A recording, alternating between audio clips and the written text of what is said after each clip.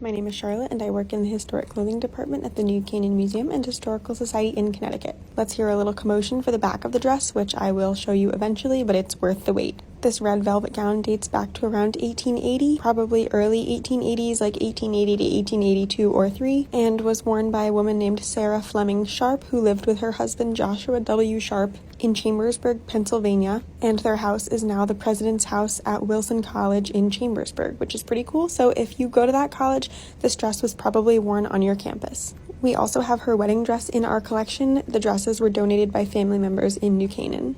When we photograph the dresses, we like to get front, back, and side images so you can see our whole process here. We do pause right here in a second to speak to my boss, and then get right back into it. The dress photographs beautifully. Here is a close-up of the dress. You can really see the velvet panels on the front of the bodice and the skirt. Mike lifts up one of the velvet panels here so you can see it is not attached, which I think is a very cool feature of this dress.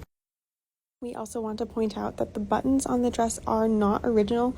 They are in fact reproductions. They are plastic, but the dress probably would have had a set of glass ones very similar. The back of the dress features this gorgeous, enormous bow bustle. We are not sure if the dress originally had more draping on the skirt that was transformed into the bow later on, but the bow is sewn on kind of weirdly to the jacket, so I will show you that internally in a minute up close.